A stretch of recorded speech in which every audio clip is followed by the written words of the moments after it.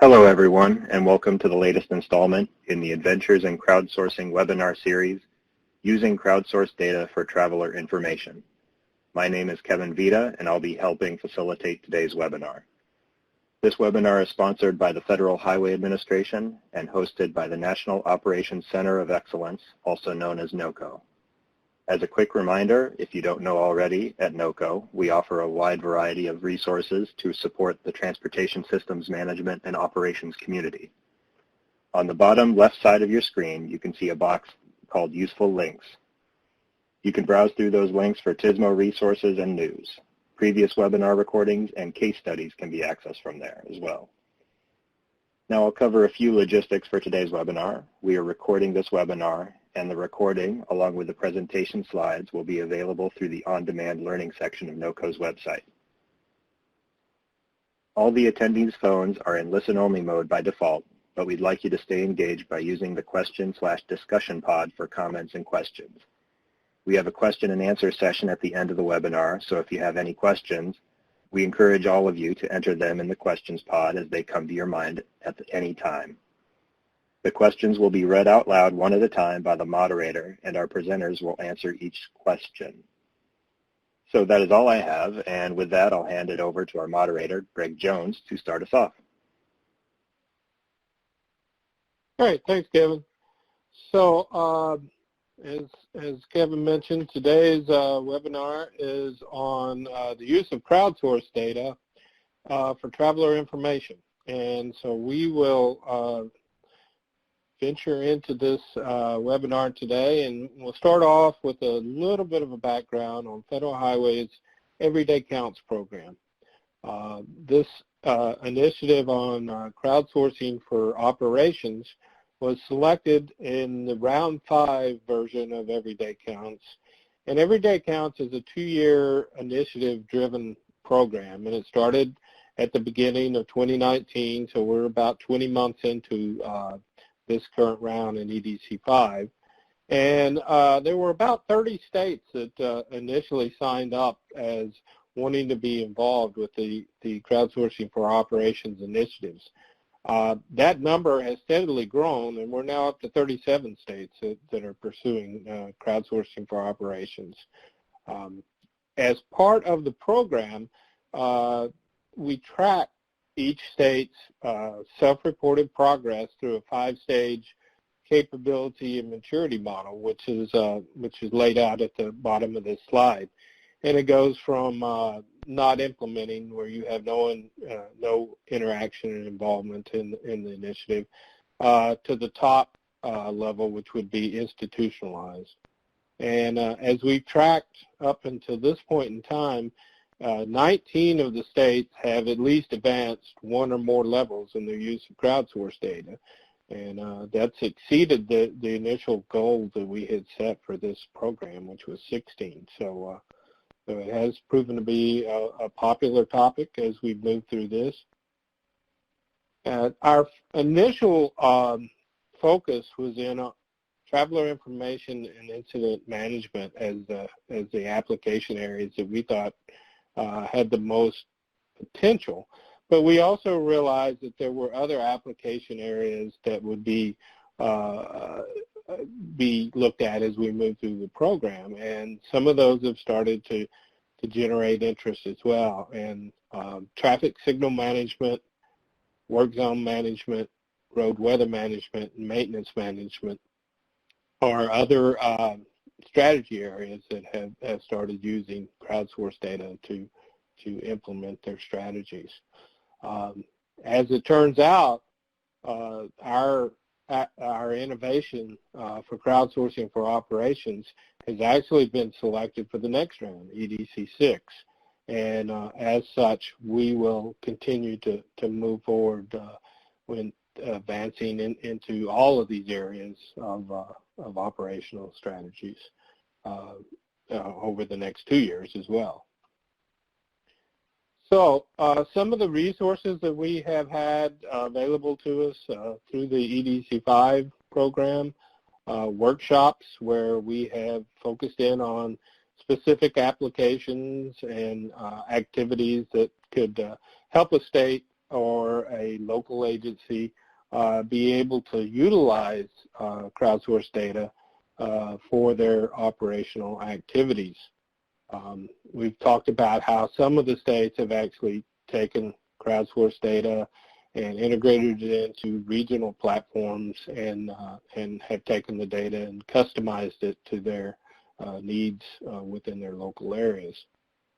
We've had a number of peer exchanges. The peer exchanges have varied from one-on-one peer exchanges where you would have one agency that was looking to implement crowdsourced data, and they would have an exchange with an agency that had already taken that step, and they could find some valuable lessons learned from those agencies. But we've also had peer exchanges where we've brought multiple agencies together and talked about the lessons that they've learned as they begin to implement crowdsourced data. And it's been very informative for the agencies to find out what some of their peers have been doing and how they've overcome some of the obstacles to get where they're at now. And then we've had more focused technical assistance requests where certain agencies were having a problem to get over that last hump to be able to really have the applicability of their programs that they were hoping to have. And we brought information like how other specifications from other states, how they've integrated crowdsourcing data into their programs, and also some of the technical aspects that they've utilized as they've done that as well. So those are just some things that if you get involved in this Everyday Counts program that from the Federal Highway Administration we bring to the table to help advance the initiatives. As was mentioned, this is part of a webinar series that we've been conducting on through the NOCO sponsorship, and this actually is the 8th of the webinar series. And towards the end, I have a website URL that you can go and look up previous webinars if you want to see those. And finally, we have a resource site at Federal Highways for Everyday Counts that kind of lays out the information, flyers, brochures, videos, and such that we've created over this 20-month period to date for the crowdsourcing initiative. There are a couple of funding opportunities that I always want to mention. One, each state has a State Transportation Innovation Council incentive program, and those are funded with $100,000 per year for that council to apply to be able to standardize innovations within their states. And the website shown below it gives the guidance on how that process works and how you can utilize funds from that program to help your innovation. And another program is the Accelerated Innovation Deployment or AID demonstration program. And that provides up to $1 million per year to deploy an innovation that has not been routinely used. And what we are looking for through this program is for areas to be a demonstration site to show the rest of the country and to have an evaluation that if they move this innovation forward, how that would be of benefit to other agencies as well. And again, there's a website that gives the details on how one would go about submitting an application under this grant program. So what we have for today's agenda, I provided the welcome and introduction. We have 3 presentations. We have travel time information using dynamic message signs, and that'll be from John Roberts, who's a systems technology manager at the Arizona DOT. And then following John will be using probe data for traveler information, presented by Galen McGill, and Galen's System Operations and ITS Manager for the Oregon DOT. And then our third presentation will be a tag team. It'll be 511 systems and travel time using crowd data. And Michael Fontaine, the Associate Director, Safety Operations and Engineering for Virginia DOT, along with Scott Coward, who's the Travel Information Program Manager at Virginia DOT.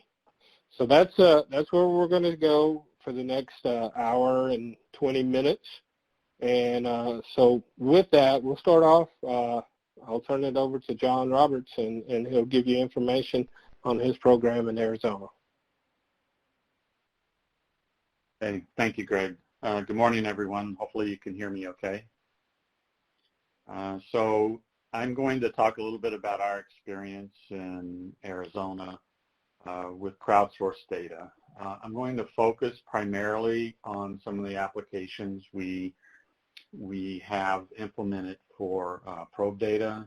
We do have crowdsourced programs that use social media and our public information officers use to communicate with the public, but I'm not going to touch on those at all today.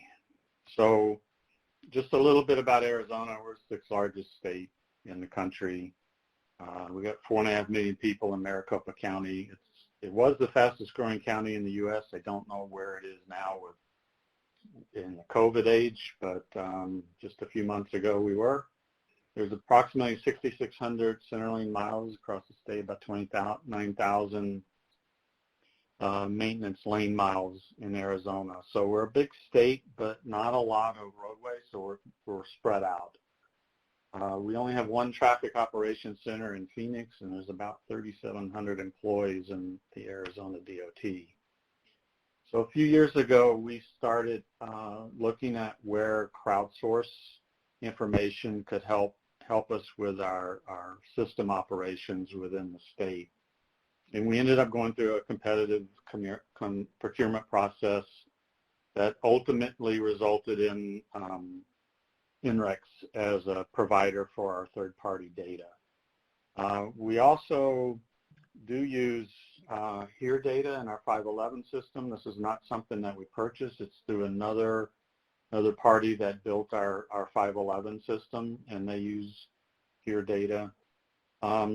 We use it both in real time. So again, real time would be for 511, and for INREX, it's used real time primarily for travel times right now. You'll see later that we're taking a look at some other possibilities with it, and hopefully in a few months we'll have some other applications.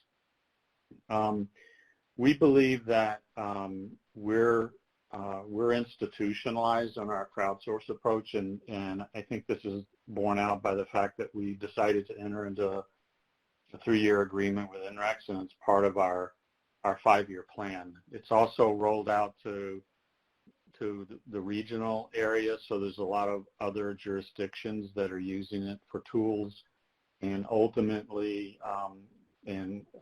tools and metrics, and then ultimately we expect it to be part of a regional ATMS.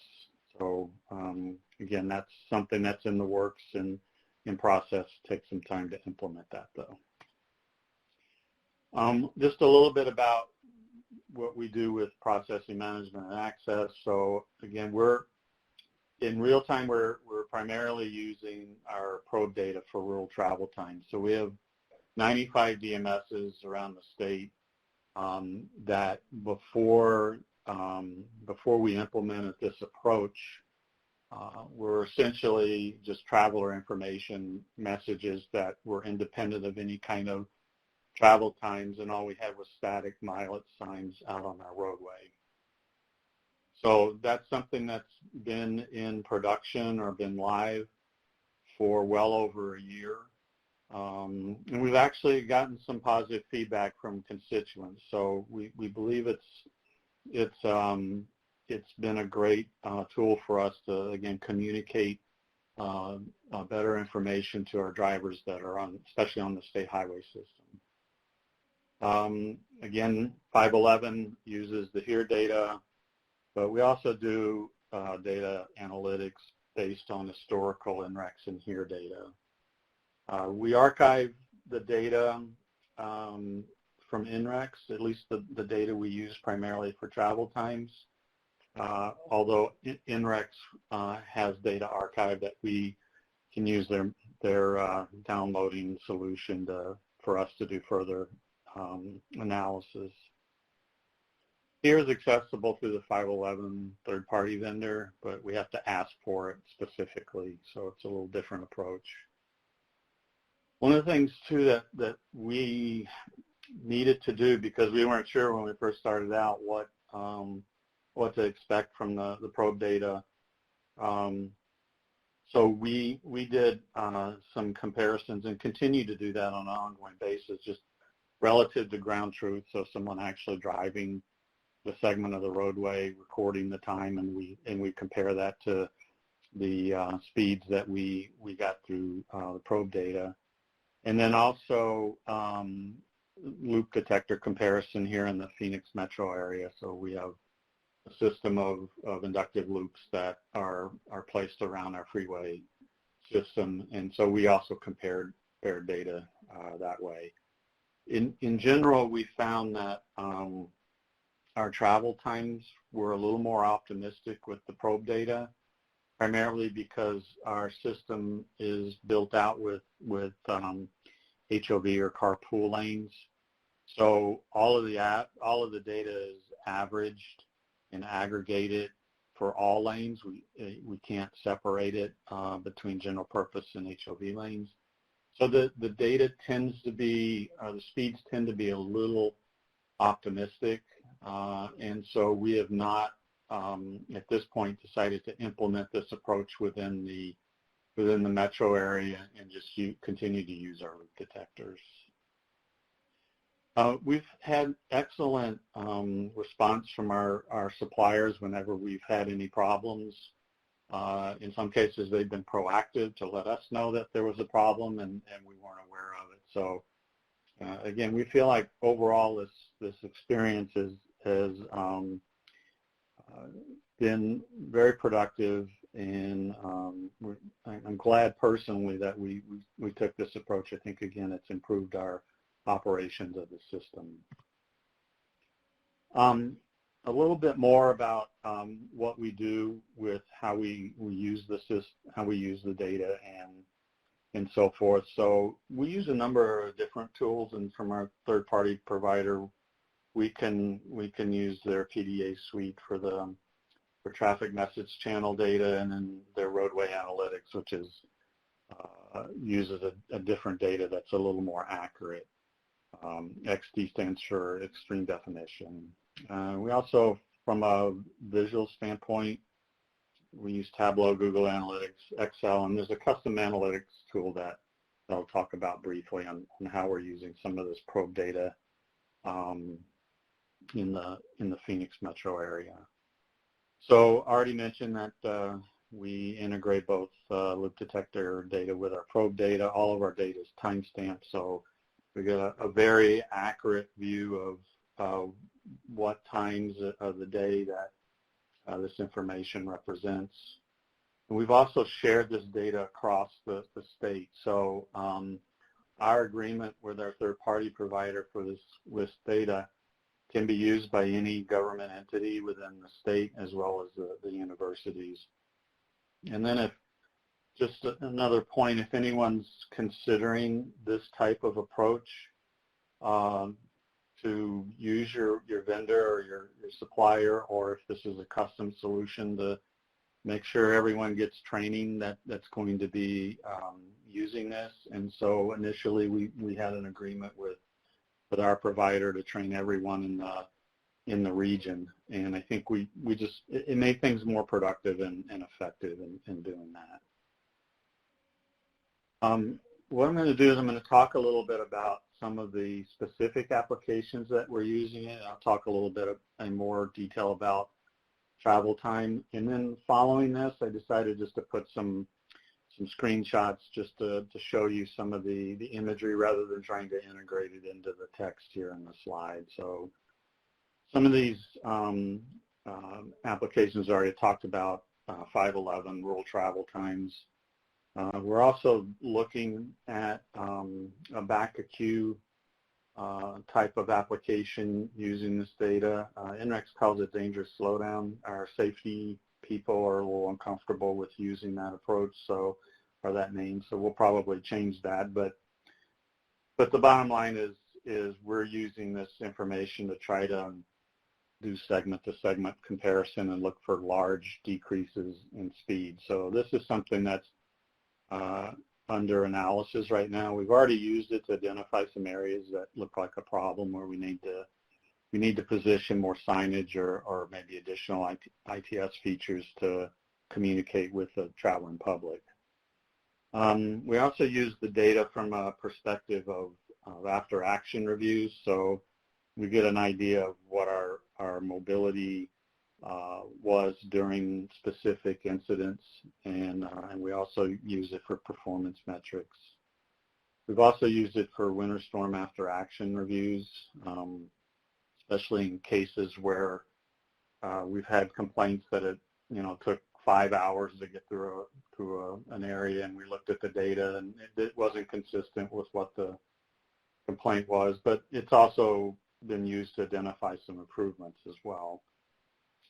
We also have an adaptive ramp meter project that's going on one of our freeways here in the Phoenix area, and so we've also used this probe data to help do some analysis from a speed perspective and adjust ramp meter timing and so forth based on that information. Of course, COVID-19 traffic analysis and just in general data-driven decisions for how some of our ITS features operate or future placement. So I'm going to show a few pictures here. I think everyone's roughly familiar with the 511 system and what it looks like. Here's at least what it looks like in Arizona.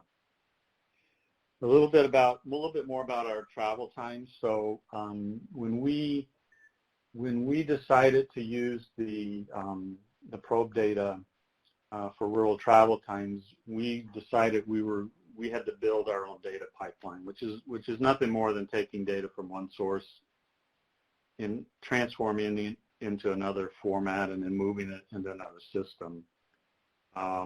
So what we did is we used the programming API from NREX and wrote software to get it through our firewall to ingest the data and then to persist it. And then ultimately it gets written out to a DMS through our Chameleon software. So this took a little bit of effort to get working and so forth. Again, it was a custom solution implemented in C# and the SQL Server backend. But what we found is it's been pretty stable. There's a few times we've had some outages, but primarily there has been very stable. We also have a number of other tools that we use just to set up new DMSs, to control them, and so forth that are integrated within this solution. So what we do is in the rural areas on a 10-minute, every 10 minutes we essentially ingest new data, and then those travel times are adjusted accordingly.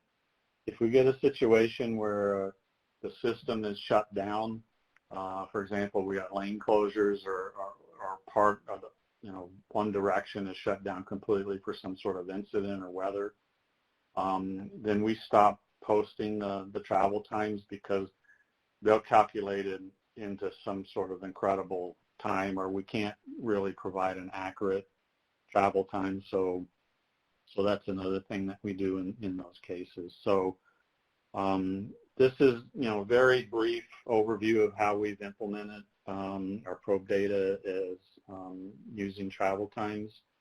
But of course, if anyone has any questions or want to discuss it in more detail, certainly feel free to contact us and we can talk through it.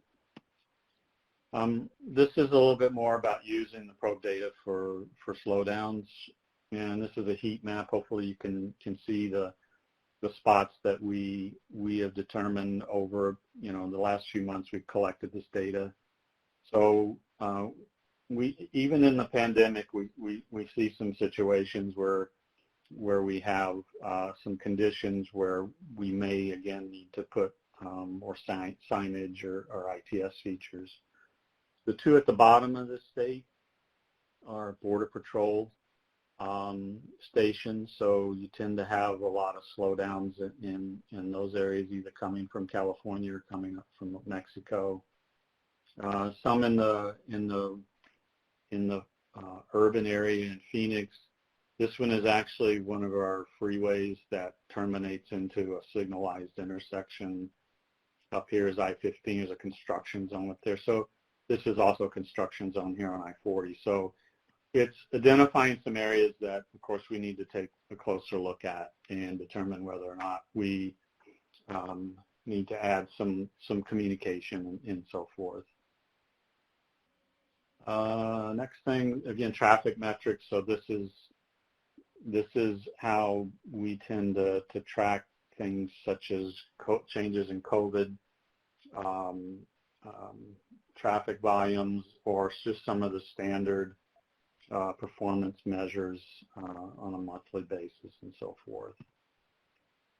And this is a little bit hard to see, unfortunately, but this is a custom tool that one of the universities in Arizona created, that we can look at speed flow on a segment of our freeway that has adaptive ramp metering implemented. So again, I apologize, it's a little hard to read, but you can see the before has the tail that shows some problems with speed and flow, that after we implement it adaptive, we can see an improvement over here. So again, we use the probe data primarily for speed on the main line, and then that helps us inform our ramp meters as to what the timing plan should be. Oops, sorry about that. So some of the next steps, we are taking a look at whether or not we want to implement travel time information within the Phoenix metro area. We've not come to a conclusion yet. Again, we have a large investment in loop detectors that, while they have some challenges, there's again a large investment in them, and they tend to be a little more accurate from what we've seen at least on speeds. The other thing too that is not on here is we're looking at some areas in the state to inform travelers of travel times, and then integrate that with some sort of alternate route kind of plan. So we have a couple of places in the state that just are very problematic, especially on the weekends, that have to go through some geography that's mountainous and changes altitude and so forth. So there can be a lot of times, there can be a lot of congestion, there can be incidents, and there's just not a lot of alternatives once you're in that part of the roadway. So we're looking at using travel times and alternate route kind of approach to help users or drivers make a decision on whether or not they want to take an alternate route into Phoenix or from Phoenix to other parts of the state. We're using it for construction zone analytics. So again, we've got a project coming up in the Phoenix area that's going to be pretty big. So we're going to apply this to trying to analyze the performance during construction and work zones, and how they're designed, how they're set up, and when they're set up, and so forth. So we're looking forward to getting some good feedback from there. Back at Q, Warren talked briefly about that. We're analyzing it for real-time winter storm operations. The other thing we like to look at is predictive analytics, and see if we can use probe data to help us primarily in the Phoenix area, to help us identify potential problems. We'll probably integrate this with other data sources like Waze, just to improve improve the information that we may have around incidents, or, and again, even some of the travel time. Also looking at trying to create a dashboard for our video wall that gives us some real-time and historic traffic metrics around the city of Phoenix, and can be used again to improve our situational awareness. And before COVID, we had a plan to create a regional user group. That's kind of slowed down because of the pandemic, but we still have it in our plans. So that's what I have today, and of course, if there's any questions, I'll be happy to answer them within this webinar or outside of them. So I'm going to turn it back over to Greg. So thank you all. Thanks, John. Lots of good information there. And again, let me just reiterate that the logistics of this type of webinar, we ask that folks utilize the chat pod to ask your questions, and I'd encourage you, while you may have some questions for John that are fresh on your mind, go ahead and put them in the chat pod. We anticipate having at least 20 minutes to go through questions, so you know, we should have the opportunity to get to a lot of questions today. With that, let me introduce our next speaker is Galen McGill. Galen's going to talk to us about some things that are going on in Oregon. So Galen, I'll turn it over to you. Thanks, Greg. It's my pleasure to be able to share with you guys this morning. I want to start with a little bit of background on travel information systems in Oregon, and then we'll go through some of the current uses of probe data, crowdsourced data for travel information, and then I'll end with where we're kind of heading next in terms of projects we're working on for future uses of probe data.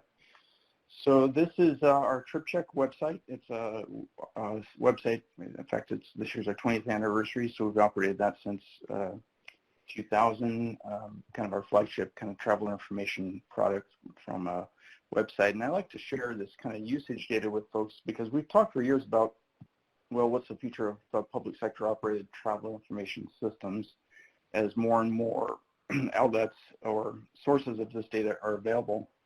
You know, kind of expected that at some point some of the government-operated travel information websites might decline in use, but we've actually seen, well, it varies from year to year, but I've actually kind of seen growing use of our website, and it seems to be, at least at this point, still continuing demand for you know, public sector sources of data, and at least here in Oregon, a fairly heavily used website for people to get data about their trips within the state. We do have some other travel information outlets. We have an automated Twitter feed that where you can follow a specific route. Various major route segments in the state are split up, and then any incidents that occur will send out a tweet. I'll update you on what's going on in the various routes. A couple other products, obviously, we have the 511 phone system, although usage is declining on that system.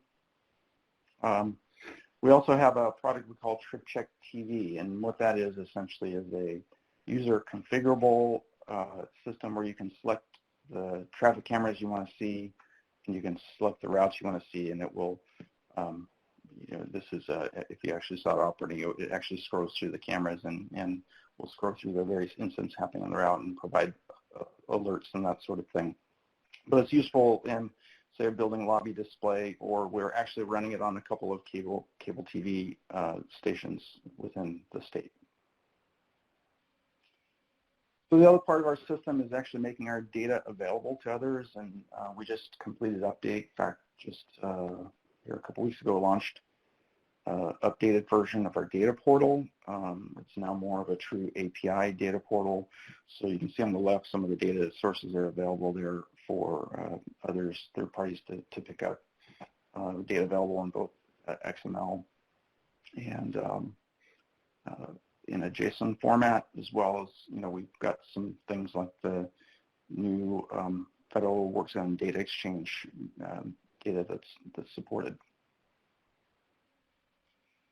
So one of the features we start getting towards other data, it's not really truly crowdsourced data, but we also have a web-based entry portal called TripCheck Local Entry. It's available to local agencies to input data on local roads. And here, this last week in Oregon has been pretty tragic with the wildfires, as many of the western states are dealing with. But boy, the last week has been tough. A lot of road closures, and this turned out to be a really, really important tool. And a lot of local agencies, counties have been using it to mark local, county road closures and stuff in response to the wildfires. So we've been dealing with a lot of those kind of road closures. It's a really simple web-based tool, fairly easy to use. You drop pins on a map to mark stuff, and then just a few details about the event. So they can do not just closures, but construction events. In fact, I think the previous example showed there was a chip seal project being done by one of the counties. But very easy system. They can input the data, edit the data. It's mobile phone friendly, so they can even update from a mobile phone. And then that data also goes out to the data portal. So not only makes it to the TripCheck, to our state travel information website, but it's published to the data portal, so it's available to third parties as well. Any of the data goes through that system. So now we'll get more to our specific use of probe data. So, we previously, our old version of our speed map really was confined to Portland, was confined to where we had sensors, which was really kind of the urban freeway system, mainly in Portland. So we could do that, but it had a lot of shortcomings. In fact, it's useful. You see what the speeds are on the freeway, but you can't really see anything else about the local system. So it was probably the one thing that started driving us towards looking more at probe data. So our current system, obviously, you can see now covers all of major arterials and down to a pretty low level, not just the freeway system. Our current system is using it's actually an Esri map player. We get it through our enterprise agreement with Esri, but it's based on here data. And it covers statewide, so that was the other advantage. We're not just limited to the urban area, but we have statewide coverage on our travel information map showing really all routes, even down local roads in Oregon. So our other experience in kind of using crowdsourced data, we do ingest the Waze data feed, and showing an example there. We do use a different icon system there to designate the Waze events differently from the agency input events, but we share the Waze events, and we also share some of the Waze congestion data. So that's in addition to the Esri layer. You can turn on and off those layers on the map. So the other area, we'll talk a little bit about our use of travel times. So we do share travel times here, and I'll show you another slide that kind of shows it as well on our variable message signs. But so in addition to just this regular green kind of speed map layer that's on TripCheck, we'd actually do show these corridor travel times. And those are based on a combination of, I think as John mentioned earlier, a lot of agency sensors, so both loop and radar sensors, but then we supplement it with Bluetooth data in areas where we don't have sensor coverage, as well as on some of our, when you look at the application on variable message signs, we also have some arterial variable message signs where we include Bluetooth to actually measure the ramp delay. So particularly with ramp meters on, we're able to measure and give people travel time, freeway travel times, not only include the congestion on the freeway, but as well as the ramp delay getting on. So we have some applications like that where we'll combine multiple sources of data to produce these travel time estimates. One of their application for us is around work zone data, like other states doing some work with smart work zone trailers. So part of that is Bluetooth detectors on these trailers to gather this travel time data. And then the way that shows on travel information, I'll show you two examples here. One where we have the smart work zone trailer, so we're measuring actual work zone delay and reporting it through the website, as well as on some portable VMS in the construction work zone. And the other example being our more traditional approach, where it's just the estimated delay, usually you'll see a category like this. It'll say either no to minimal delay or it'll say estimated delay under 20 minutes. So it's not giving you a lot of information about what's going on, just kind of what we expect the delays could be. So obviously the one on the left where you're actually able to report real-time actual delay is where we'd like to get to.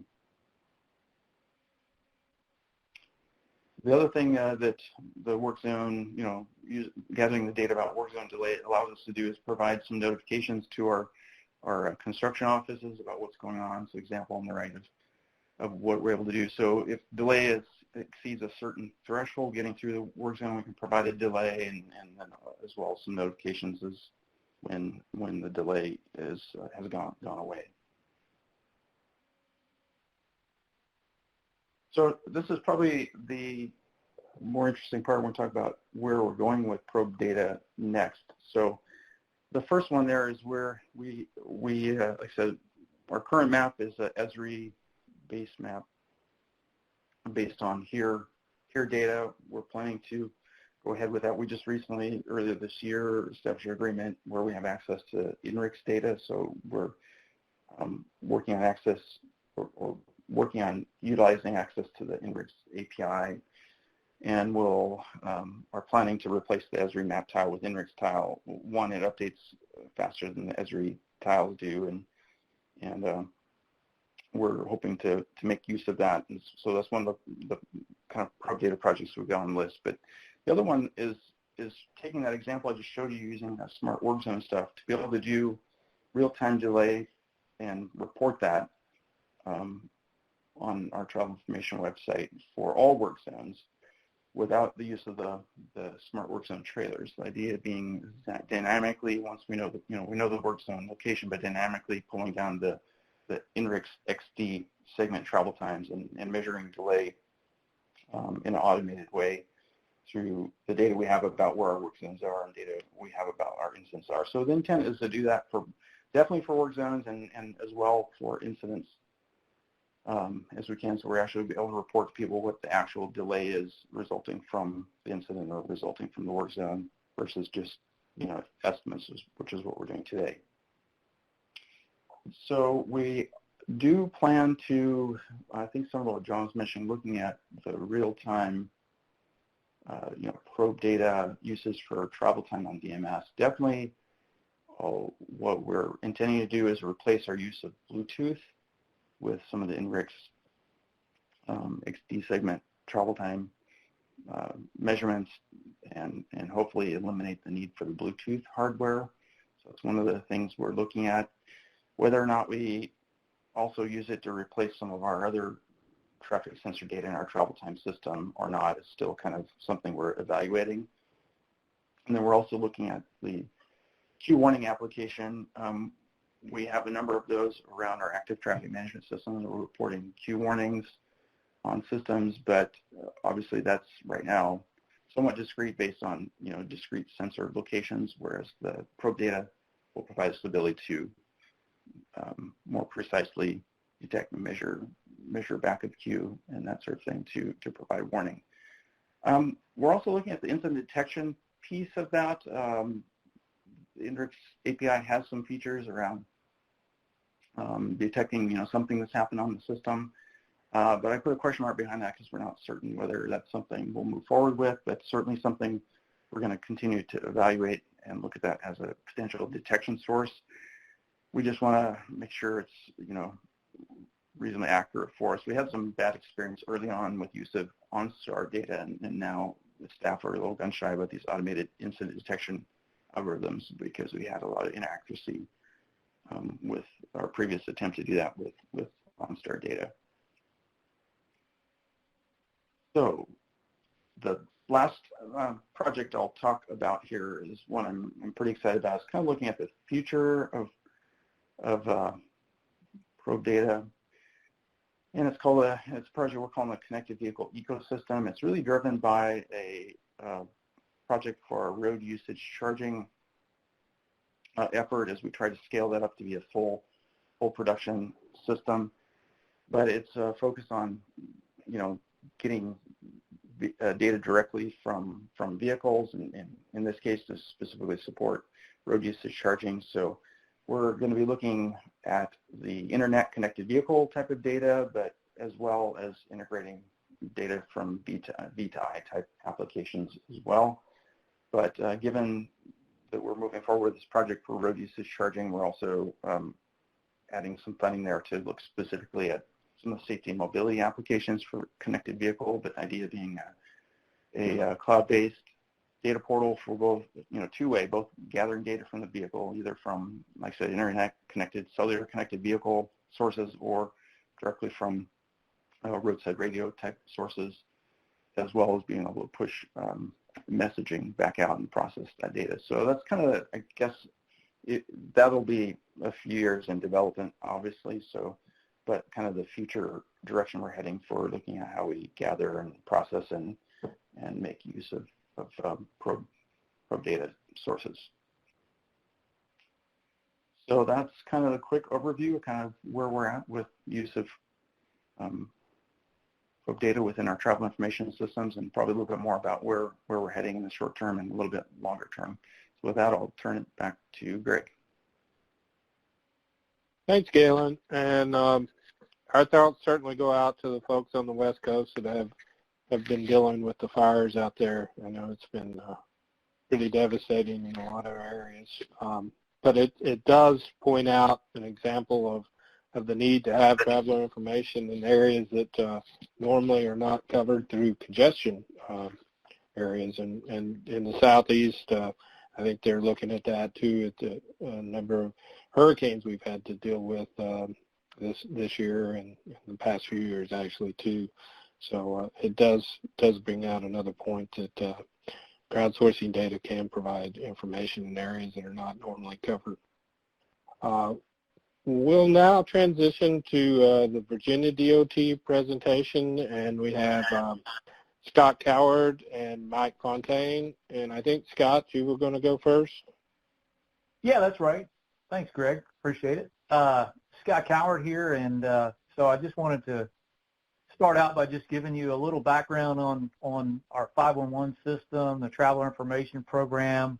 I've actually been involved with the VDOT Traveler Information Program for over 20 years now, and so it's been exciting to be a part of this because it's technology that's continuing to grow as technology grows. So it's an interesting place to work. Just a little background history. I'll talk about NRIX, our Waze partnership, a little bit about our customer service center that we have. We're very fortunate to have a statewide customer service center. And then Mike's going to go into some studies that we do since he's on the research side. So anyway, just a little history. We started out years ago, back in 2000, with Travel Shenandoah, and we tested the market on I-81, just a portion of I-81, just to see how it would work out. And the system was under a pilot, if you will, with Virginia Tech and Shenandoah Communications, telecommunications, and really sponsored by VDOT. Success of that kind of grew into going to a statewide effort, and since 2004 or 5, we've been providing traveler information. We actually moved in 2004 to all of I-81, and then it was such a success, we moved in September of 2005, we moved over to having a full-time service in the whole entire state, which is the first iteration of our roadmap on website, and then moving into our newer one. So like I said, a lot of technology changes, but it's been pretty neat. So this is our current website, and I'll go into a little more detail on this and what we provide on this service. So first of all, we started out with this is what the 511 service looks like. We've got the app and the website and the phone service, which considers our product of service for travelers.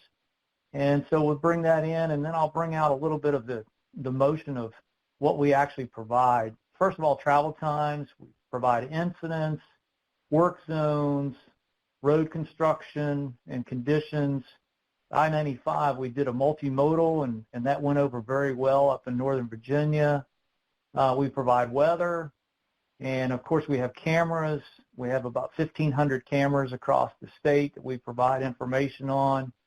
Planned events, the bridge openings, which we have a lot of bridges down in our Hampton Roads area, and that's a very vital piece of information that people, want to know because they want to know prior to when they're supposed to be opening and such. We're also providing DMS and DDMS, which I'll go into a little bit more detail in this presentation.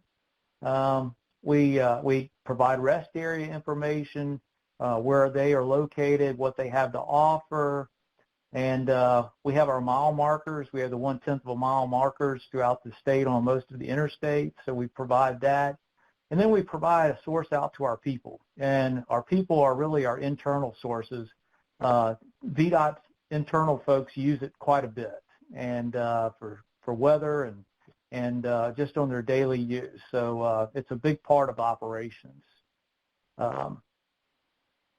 So part of that is our Waze information that we have been a partner with Waze now for a number of years, and so part of our partnership with Waze was that we would be providing information on our website as a layer, as you can see, and we've got the legend there on the left-hand side, the breakdown, so you're able to pull up specific information, whether it be for incidents or whatever you'd like to see.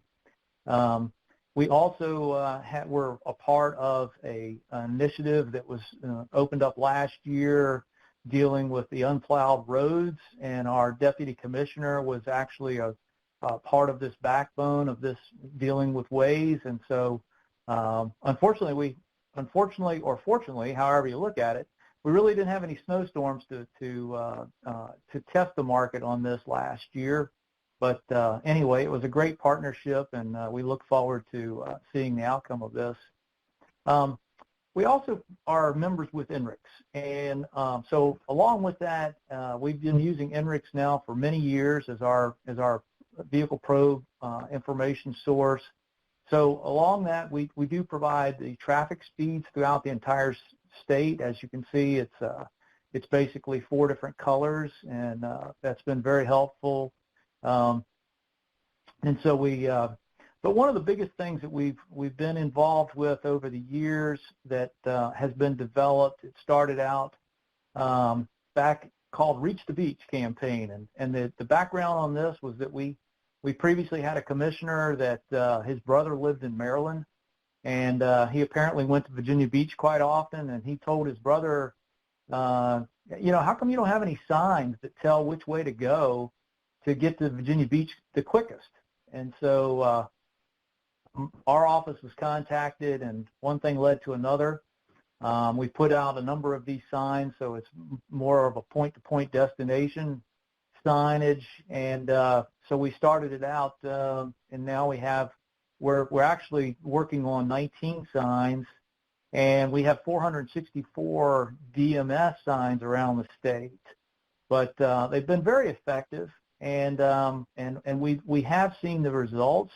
It was funny because the day that we took the bag off the one on our 295 that went to the beach, going 64 or 460, the day we pulled the bag off the sign, the contractor called me and said, "Hey, I think there's something wrong with the sign because it's showing like 180 minutes to get to the beach on 64. Well, as it turned out, I pulled up the screen, and there were 2 major accidents on there. I said, "Nope, it's doing exactly what it's supposed to. 460 is the way to go." So we know that they work very well. We do show them on our website. As you can see here, you're able to pull it up in the legend, and then you can pull up the information as being what that is. All you have to do is go over it, and it'll pull it up on the screen here. This is the one for the Pentagon, where it shows how many miles and how many minutes to the Pentagon when you're heading up 95. So that's been very effective. The Customer Service Center, the reason I brought this in is that like I said, we're very fortunate to have a Customer Service Center for the state. But, as far as traveler information and crowdsourcing, this is one part that I wanted to zone in on, is because one of the things we get is we get direct feedback from our customers, the folks that are traveling through Virginia. They're able to call in, they're able to talk to an operator. If there's something they see on the road that's not being reported, they're able to report it to us.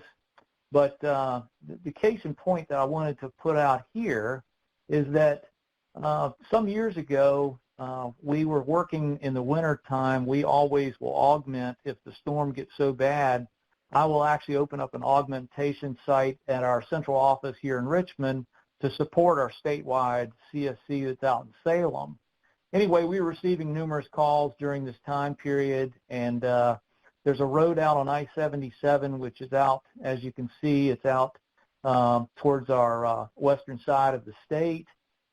There's a lot of issues that we have with that roadway because of the location, heavy fog and so on and so forth.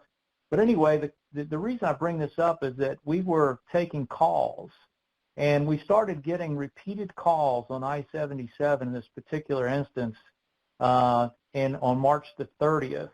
And at the time, we really didn't have a lot of information. We didn't have cameras out there. We didn't have a lot of sources of being able to know what was going on. And through our calls, after we got a repeated amount of calls, I was able to pick up the phone, call the DA at the time up there, and say, look, I think you've got some major issues on I-77 that you need to look into. We've gotten repeated calls about stopped vehicles. As it turned out, we were able to send our state police helicopter up there, and we were able to identify that there was a 95-car backup and 3 fatalities. So through crowdsourcing, it does help. It really does pay off. And if it hadn't been for that, we probably wouldn't have been able to have reacted as quickly as we did. Today, as you can see, just in this one area, we've added 13 DMS signs.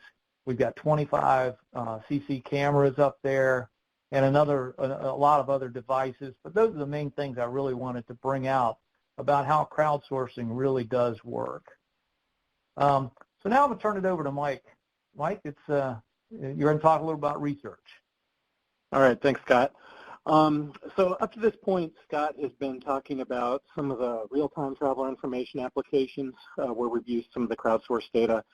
I wanted to start it off by talking about a case where we're providing pre-trip planning information to drivers using our crowdsourced data. So in the pre-COVID-19 world, a common concern that we get from travelers is around the holiday times where we have very non-standard travel patterns. And so people are trying to plan for when do I need to leave my house to avoid congestion on Thanksgiving weekend or something like that. So for a number of years now, our traffic engineering division at VDOT has been using our historic INRIX data to look at past years around the holidays to create these holiday travel trend maps that we put out to the public leading up to a major holiday so that people can plan their arrival and departure times in order to minimize how much time they're stuck in traffic. And so essentially what we do is we have a desktop site and a mobile site where we essentially have a slider. And so if you look at your screen, you can see this is a slider for the Thanksgiving holiday. And essentially we've got average travel times every 30 minutes. And so you can move the slider in order to look at what conditions would be in order to try and figure out when your optimal time to depart would be.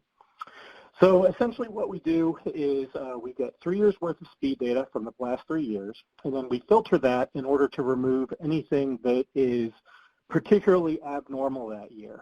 So what we're really trying to do is look at what's the average amount of recurring congestion during these holiday periods.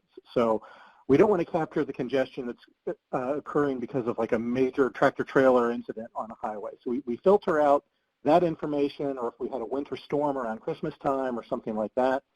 And then we use that in order to create sort of our average profile of that holiday period. And so you can see here, we basically create red, yellow, green maps. You can see some of our thresholds that we use here.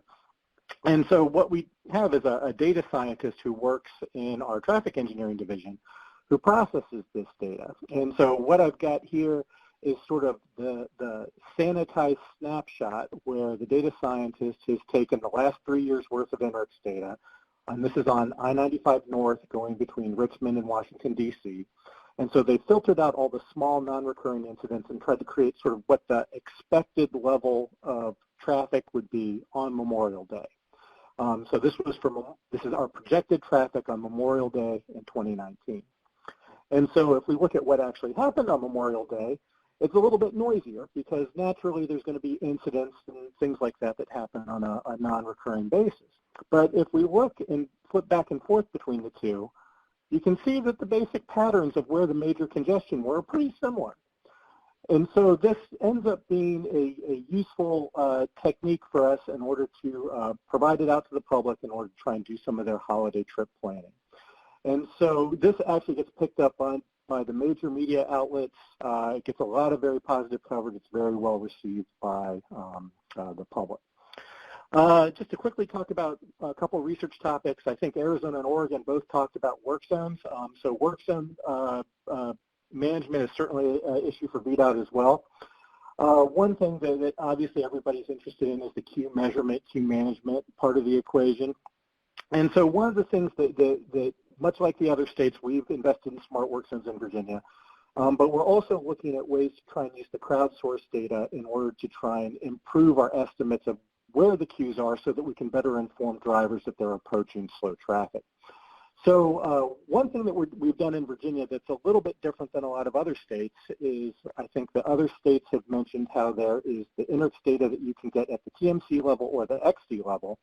But a lot of people don't realize that you can actually get data at a sub-XD level. So the INRIX XD segments are usually around half a mile or so long. But when you think about a work zone, queues can very rapidly form and grow in a work zone. And so if you know ahead of time what work zones you're interested in monitoring, you can create an API call where INRIX will actually give you speeds at around a 250-meter resolution. So it's very, very granular speed data. So this table here that you see, the very first row is showing the speed on the XD link. So at this particular time, it says this half-mile link had an average speed of 43 miles an hour. But when we call for the sub-XD data, you can actually see we get variation within the link. So basically, it's starting out at 36 miles an hour, and then gradually as we traverse through the link, the speed is increasing. So even though the overall average link speed is 43 miles an hour, traffic is speeding up as it's exiting this link. And so this kind of very granular data could be very useful for us when we're trying to monitor work zone performance. Okay, so just to give you a performance, an example of this, we had a smart work zone that we deployed on I-95 southbound near the North Carolina state line. Typical smart work zone, you put out a lot of side-fire radar sensors in order to try and estimate speeds. And then it was triggering queue warnings when speeds drop below 40 miles an hour. And so rather than just relying on a few fixed locations where the radar sensors are deployed, we can now use this very granular crowdsourced probe data in order to really look at what's going on here within this corridor. And so just to give you an idea here, this is a screenshot that comes out of RIDIS. And so this is using the TMC level of resolution for the crowdsourced data. So the TMC data is very granular in some cases. So the TMC situation here, like if we really only have 2 TMCs that cover this entire work zone queue, and the second TMC is 1.6 miles long. Now, when we actually look at what we see when we look at just the TMC resolution data versus the sub-XD data, we get a much more nuanced picture of how the queue is growing and shrinking at the corridor. So an application that we're doing right now is we're using this data to look at some of the queue management that we're seeing on some of our paving jobs. So this is a case where if it's a paving job, you can't rely on point sensors. The crowdsourced data gives us a lot of very good information. And so we can use this in conjunction with some portable DMS signs to alert drivers of when we're coming up on queue traffic. So we can provide better work zone travel time information and queue warning at those sites. All right, so as Scott mentioned, there is, we've been working with crowdsourced data in Virginia for quite some time. Some of the other applications that we're doing with crowdsourced data beyond the traveler information world are talked about here. Some of the things that might be of interest to folks out there, we're starting to look at using the crowdsourced data as a way to provide preliminary screening for where we need to do speed limit studies. We're looking at using Waze data as a way to essentially crowdsource maintenance needs like potholes and things like that we then push off to our area headquarters so that they could potentially go and do some investigation. So we're looking at a lot of different other crowdsourced applications, even outside of the traveler information world. And for anybody who's attending the EDC5 peer exchange next week on the 24th, some of these applications are going to be talked about by Virginia in that peer exchange. Okay, so with that, I'll wrap up. Here's Scott and my contact information. Please feel free to reach out to us with any questions. Otherwise, I will turn it back to Greg for the Q&A section. Thank you. All right, thanks, Scott and Mike. A lot of great information there. A lot of great information from all our speakers. Let me remind you again, if you have any questions for Scott or Mike, put those in the chat pod. We have roughly a little bit more than 20 minutes to go through questions here. So what I'm going to do is kind of mix it around. I'll ask some individual questions to some of the speakers. And then we had some more generic questions that came in for all the speakers, so we'll mix those in as well. So how about we start with John, and we had a question come in and said, have you done an analysis of the accuracy of real-time travel time and speed data that's being generated from the INRIX and HERE probe data that you're using? I would assume that would be related to comparison to what you would have from your agency-generated travel time and speed data as well. So, John, if you can address that, please. Yeah, so if the question is comparing INREX versus HERE, we've not done that specifically. I mean, we know that there's a difference, but we have not really looked at that in detail. But if the question is about how did we confirm whether or not the, say, the probe data from INREX compared with loop data or ground truth, well, we did that. And so we essentially carved out a section in the Phoenix area where we could drive it and time it, and see what our average speeds were, what how we moved through a particular area of the freeway. We compared that to what INREX was reporting at that point in time, and we compared it to our probe data. And again, I saw Gary had commented on, they have the ability to separate speeds from HOV and general purpose lanes. We're not using that right now, so my comments are related to the probe data that gets averaged across all the lanes. And again, what we found is that in some cases it was a few percent more positive. In other cases, we saw a little bit more in the 10 to 15%. But that's what we use as far as, again, getting some sort of baseline to understand what we were seeing between the three different sources of driving it, loop detector, and probe data. So hopefully that answers your question. Hey, Greg. This is Mike Fontaine. I guess VDOT did a lot of validation of the probe data providers, but when we were doing our procurement as well, we were a lot like what John said, except we established test corridors where we deployed Bluetooth and used that to do our data quality evaluation. Generally speaking, what we found was very high levels of accuracy on our freeways. The arterials was where we saw more variability, and Scott can speak to that a little bit, but I'd say most of our rural arterials, the data quality is very good as long as there's enough volume to generate a good probe density, where the area that we saw the biggest discrepancies were in very oversaturated urban arterial corridors where you had like signals that had multiple cycle failures, and in those cases we often saw that the probe data was a little bit more optimistic than what we would see with Bluetooth or a floating car run or something like that.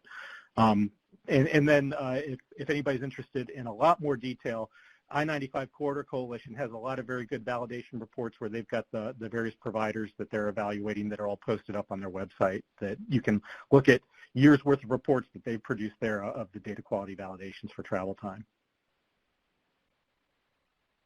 All right, well, thanks to both of you for your good information there.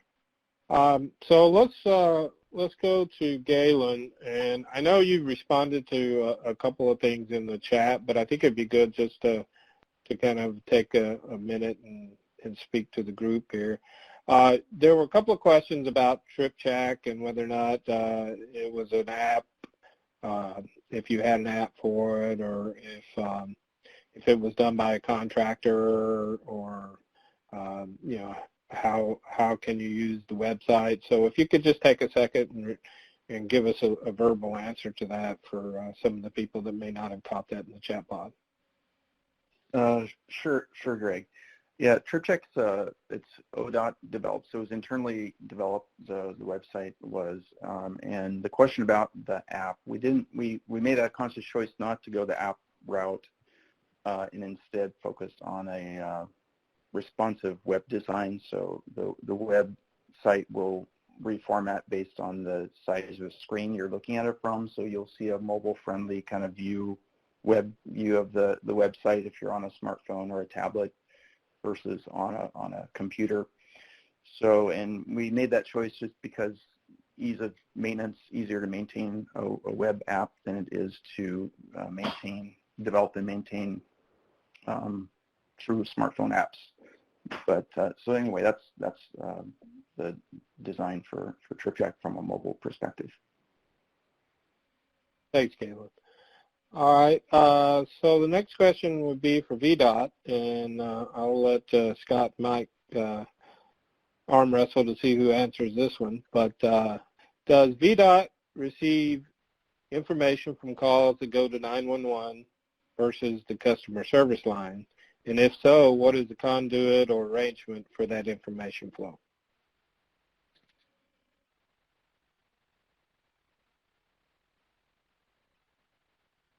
Scott, that's a question for you. Sorry about that. I was muted. I was already answering for you, Mike. So our customer service center is set up that we have a 1-800 number that is published across the state for you to be able to call. But we also have it where when you're on our 501 service, you can opt in to call through to the customer service center and report on anything that you may see on the roadway, like I said, that is not already on our service. At the same time, our customer service center does reference you over if they realize that it is an emergency type call. They will tell the caller you need to you should hang up and call 911. So the customer service center is very receptive and sensitive to that as being that they need to get them to the right folks. All right, thank you. So this one goes out to all speakers, and question is, I'm interested to hear of trigger thresholds for incoming data, like data that you would be getting from Waze. And so why don't each of you go through and take a turn as to what your verification process is, and when you utilize data and when you consider it to be outliers. So we'll start with John. Okay. Well, there are definitely some code that's been integrated into the data feed for travel times where we do look for outliers and scrub it, or if we see that we're not getting service for whatever reason. And for those of you who have dealt with software interfaces know this can be problematic. You can do everything right and still have a problem, but we at least have the means to communicate to individuals that can do something about it when we ultimately see a problem. So it's something that we decided through requirements to build in into the feed for at least the travel time data. As far as the back a queue or dangerous slowdown data, This is still being evaluated, and right now we get speed differential triggers to identify when something is, for example, greater than 45 miles an hour between each segment. We're deciding exactly how we want to use that and whether or not we want to use that in real time for traveler information. But that's where we are on triggers, as I understand the question. Okay, thank you, John. So Galen, from Morgan's standpoint? Yes, we do filter the data. We don't just publish everything that comes through the Waze feed. I'd have to talk to our developers to know precisely how their filtering works, but I know there is a like a quality score associated with the Waze event that's kind of based on confirmation from others or the person's history in terms of having their reported stuff confirmed. And so I do know we use that kind of quality score somewhat. So we do some filtering, and we don't necessarily take all the data. So we're looking at some specific types of incidents we take from the Waze feed that we share. So yeah, there are some triggers. I can't give you precisely what they are, but we do filter the feed and only use certain items from the Waze feed. All right. Well, thank you, Galen. From VDOT, again, Scott or Mike, if you want to jump in and answer this one. I'll start out, and then Mike can take over. This is Scott. Yeah, so we've, as I mentioned in my presentation, we've been a partner with Waze for a number of years, and the main thing that we are providing out to the public and using is the layer that we have on our website. Mike, we're fortunate to have our research side that Mike is over, and so whenever we need to do research, we're able to pull his staff in and do some evaluating. We have done some evaluating on some of the other feeds that they're providing through, as Mike alluded to, the potholes and the roadkill type information that they provide. We've done some studies on it on accuracy levels, because we really would like to use their information as it comes in as being the first response that something's there.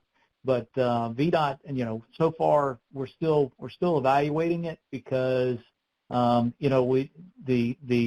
granularity of data that VDOT really requires needs to be tightened up some. In order for us to actually send out a work order for someone to go out and do a maintenance job for a pothole, we really need to know, how big is it and how, where it really is located. And the same thing for roadkill. We wouldn't want to respond to something that's very small and it's not right in the roadway versus, a deer. And so we've done a lot of evaluating, and we would like to start using their data more, but again, VDOT just requires it to be much more granular than we're seeing it coming through in that feed. Mike? Yeah, just to build off of what Scott said. So on the Waze side, I think the one thing that's important is what's on the website is sort of clearly denoted as coming from Waze, and so VDOT isn't necessarily making assurances about the quality. As Scott mentioned, we have done some validation of Waze. Probably the biggest one that we did is we found a section of interstate that had continuous camera coverage, and we compared the Traffic Operations Center log of incidents and crashes to what was generated by Waze over a several-month period. We essentially web scraped the cameras and looked at them every 30 seconds to try and see whether what Waze reported was actually present at the site. And what we found was the accident data was a pretty close match, but there were many, many more Waze incident reports than were actually picked up on the cameras. And, in some cases, the camera is looking directly at a section of road where Waze reports an incident, we see nothing. In terms of actually triggering reactions by DOT staff, the Waze data is still very much kind of a informational source, not something that we're relying on wholly to generate a response. the travel time data is much easier. The travel time data comes with confidence scores indicating whether the data is considered real time or historic by INRIX. Our travel time engine has rules that basically require a certain proportion of the data be real-time data before we would publish that on a DMS sign. So that's something that's been pretty straightforward in the travel time data. I think we're pretty comfortable with. The Waze data is still very much a trust but verify kind of relationship when we're using that to actually generate responses. Okay, thank you. I did see a note in the chat pod that at least one person was getting some feedback. So I'll just ask that the speakers be mindful to put yourself on mute when you're not speaking, and then take yourself off when it's your turn to speak. So maybe that'll hold some of that back. Next question would be for John, and it's are reports on implementation of probe data for transportation planning made available on the ADOT website? So good question. They are not currently. However, I'm not sure specifically what you're looking for, but please feel free to contact me outside of this webinar. We can talk some more, and if there's some information that we can share with you, which I'm sure there is, then we can work it from that perspective. So hopefully that answers your question. Thank you, John. The next question I'll give to Galen, and I know you responded in the chat pod, but again, if you could just give an answer to the whole group. The question was, is ramp queue time also done by probe data? Yes, so we're currently, for the ramp delay part of that, when we're putting like a travel time message onto an arterial sign as people are approaching a freeway interchange, we measure the ramp delay currently with Bluetooth sensors. So we're measuring their time waiting at a ramp meter or that sort of thing, added to the freeway travel time. So we give people kind of from the point they're at on the arterial, I guess, their total travel time to a destination downstream on the freeway. We are looking at the potential to replace, like, as I mentioned in the presentation, replacing our use of Bluetooth with some of the probe data. So that is one of the things we're currently looking at. But currently we do it with Bluetooth sensors, and then most of the freeway is done with regular traffic sensors, both either radar or loop sensors for measuring speeds and calculating travel times. Thank you, Galen. John, question, is the predictive analytics a feature provided by INRIX or something that ADOT has developed internally?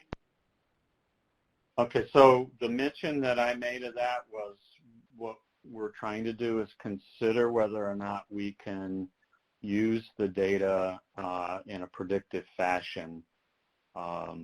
So that's more of a research project or looking for a third party that can help us. At this time, I would suggest if you have a question about INRIX roadmap or service offerings, Gary Carlin is in this webinar. I would suggest that you contact him for that information, and I think he can talk to it a lot more intelligently than I can.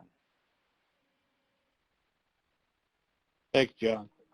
You're welcome. And finally, I think the last question is also for you, John. It's probably a similar answer to the one you just gave.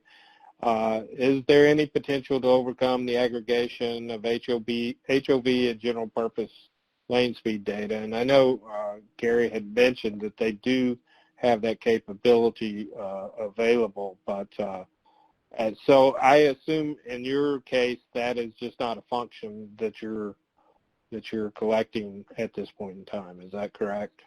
That's correct. We're not separating it through probe data. However, we do it through our loop detectors, and of course, physical sensors are capable of doing it. But again, I think if you talk to INREX, they can describe their HOV and general purpose speed solution.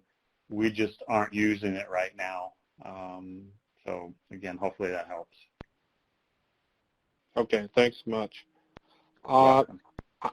I believe we've actually gotten to all the questions now, which timing-wise is pretty good because we're just about to the end of our time. So, Kevin, if I could get the last two slides back up, we can go ahead and wrap things up here. What I'd like to point you to is that the Operations Center of Excellence actually provides recordings of past webinars. And as I mentioned, we've had 7 past webinars in this Adventures in Crowdsourcing series. So if any of these spark an interest to you, certainly would suggest going there to look for information on them. And I want to put a plug in our October webinar is Crowdsourcing Success, and it's going to be a different type of format. It's going to be a rapid fire format, which what we're talking about there is we'll have more speakers and shorter presentations. So again, I think it'll be a source of a lot of good information, and would recommend, if you have an interest in this topic, to join in October on that webinar. And then finally, I'll just mention once again, the co-leads for this innovation at Federal Highways are James Collier, Ralph Opie, and myself. And if anybody has any interest or questions on being involved in the EDC effort and you know, the resources that come along with that, you know, certainly would welcome you to reach out to one of us, and we can certainly get you in touch with the right information. So with that, I appreciate NOCO hosting this event for us again. You've done a great job on all the Adventures in Crowdsourcing webinars, and I hope everybody appreciate the information that our presenters were able to give today. I found it to be very interesting and a lot of great information. So thanks to everyone, and have a great day. Thank you, everyone.